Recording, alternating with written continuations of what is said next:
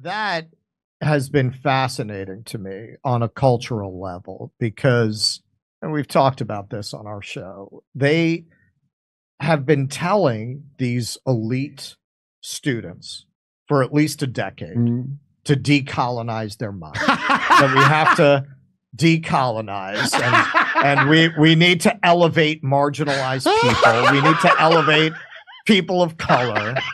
And so a war breaks out with a clear colonizing power against a clearly marginalized and oppressed group of brown people.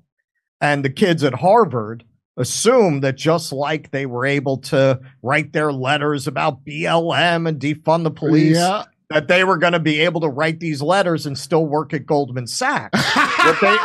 What they didn't realize was the elites that have trained them to focus entirely on identity issues and completely ignore and invisibilize issues of class don't give a shit. You can have a big cakewalk BLM march through the middle of fucking town. They know the police are not getting defunded or demilitarized. That's exactly what that's there for, so that you put your energy exclusively in a direction that they know is not going to amount to anything. You start fucking with the war machine. Oh, now these kids found out who they're dealing with when they got their job offers rescinded. That is fascinating to see that play out, how some of these kids, they thought they meant it when they told them to decolonize their mind. Now they're finding out that was all a game. Well, you only decolonize your mind. You don't decolonize the world. Right? That's it. That's reality. That's a private matter. Up here, it has to be decolonized. Out there, that stays colonized. Hey, look, is what Hamas did an atrocity? Of course. Did it cure wokeness? Kinda.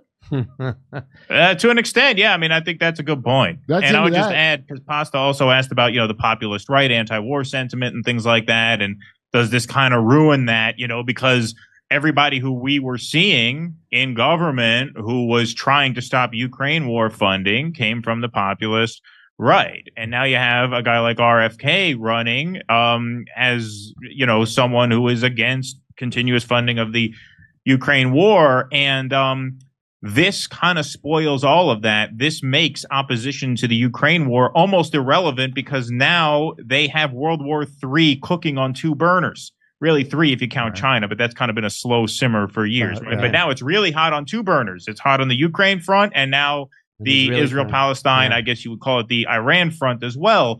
And so if RFK's stance on Israel, or not to beat up on you, Pasta, but, if Matt Gaetz's stance on Israel, if that works better for you, if their stance on Israel is such that it's going to entangle us in a conflict with Iran and spark World War III on that front, then that makes their opposition to Ukraine funding kind of irrelevant, right? That's why it's not the peace candidate that I was looking for, not the fact that tweet, the day of, and when I woke up Saturday, I had to go to a funeral, so I wasn't able to, make a comment on what was going on. But I was hoping that somebody would just take away RFK's phone because I knew what was coming. Like, do not let this guy fucking tweet. Look, he deliberately didn't look at it. A guy that knows all the details of all this stuff that I wouldn't have known. Yeah. And I know exactly how he felt when I dated my Israeli girlfriend. I remember when someone would flare up and I would go, hey, in 2006, when they put the blockade up, I go, that seems a little overly harsh. And the emotional, what are they supposed to do? Not do it. They have to do it. Yeah. And I always go, oh, okay. No, do you want money?